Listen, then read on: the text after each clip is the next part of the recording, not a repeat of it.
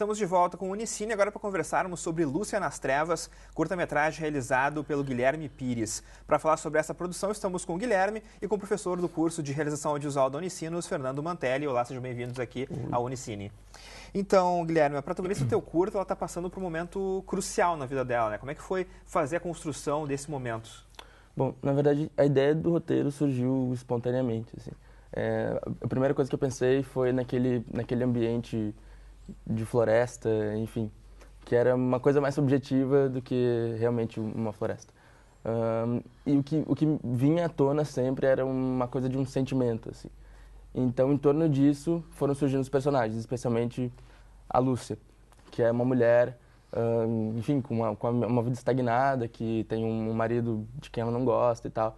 Embora a vida dela seja aquela monotonia, a gente percebe que por dentro, ali dentro dela, existe uma inquietação, um questionamento e tal.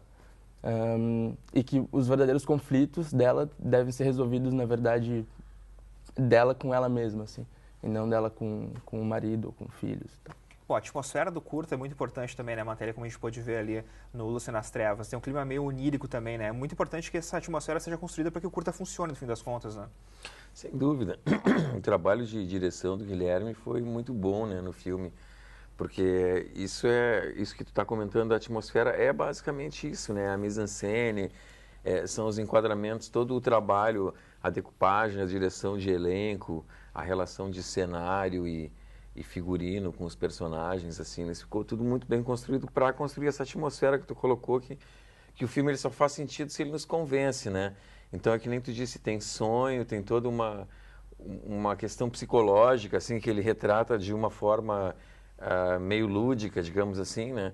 E que tudo isso é fruto de um trabalho de direção para construir essa atmosfera, né? Porque para esse tipo de filme é fundamental, né? E também tem, claro, trabalho com os atores e a atriz que faz a Lúcia também, né? É bastante importante porque ela vai nos levando também para todos os momentos. Como é que foi o trabalho com a atriz, também, claro, com o João França, também, que participa do filme, e os atores também que são mais jovens, que também pode ser um desafio também para um diretor novo também fazer esse trabalho. Uhum.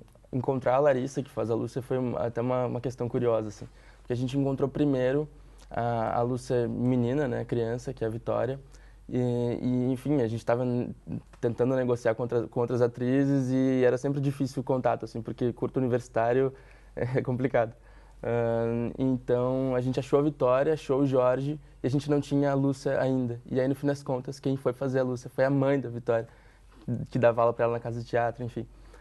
E o trabalho com eles nossa, contribuiu muito para o meu aprendizado, porque eu acho que, assim, acima de tudo, era um exercício de faculdade e eu queria botar em prática ali tudo que eu tinha aprendido ou tentado aprender durante os 3 anos de faculdade até ali.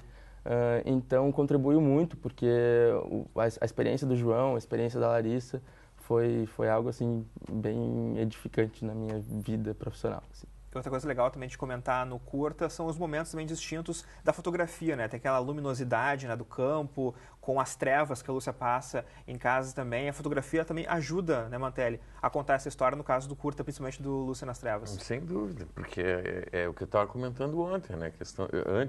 Questão da direção, né? Porque é tudo uma atmosfera, né? Então, tu vê que isso foi pensado, não é uma coisa que chegou lá na hora, vamos iluminar aqui, vamos deixar aqui mais escuro. Não, tu vê que toda a narrativa foi pensada em função disso, em função de arte, em função de fotografia, né?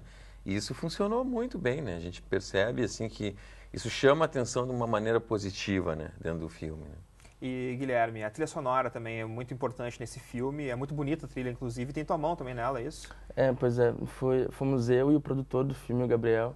A gente tinha uma trilha de referência na montagem e, enfim, a gente não podia usar por questão de direitos. E depois do filme pronto, na etapa da finalização, nós dois fomos compondo. Eu não entendo de música e ele entendia.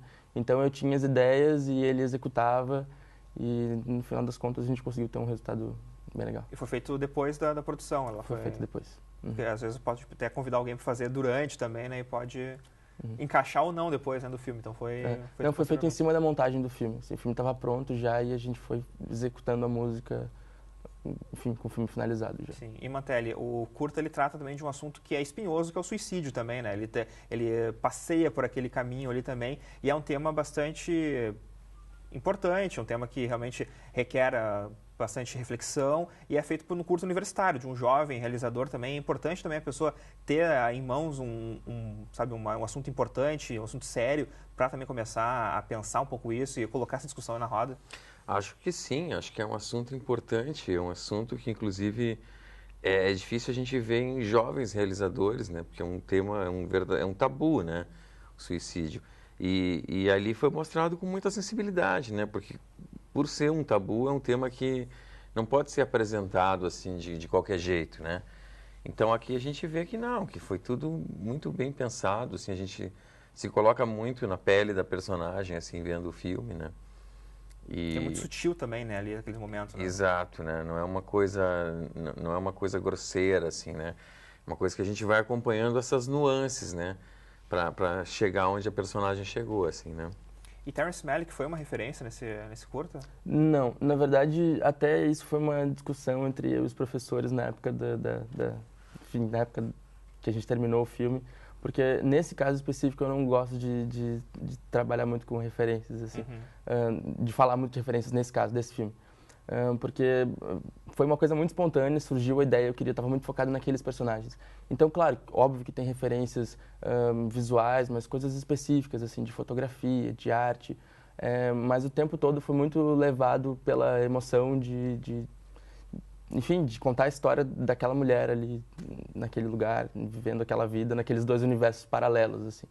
Então, tem algumas coisas, por exemplo, a questão da natureza, tem uma coisa meio Tarkovsky, assim, mas se eu fosse falar para ti de referências, ia ser até meio pretencioso, assim, porque eu realmente não trabalhei com referências, a não ser pontuais e específicas. E o casebre foi construído para o curta, aquele casebre que aparece? Foi construído por nós, os eletricistas, construímos no dia da gravação, e ele caiu logo depois da última cena. Assim, só botar fogo, se fosse Tarkovsky, tinha botar fogo no casebre depois do só final. faltava botar fogo.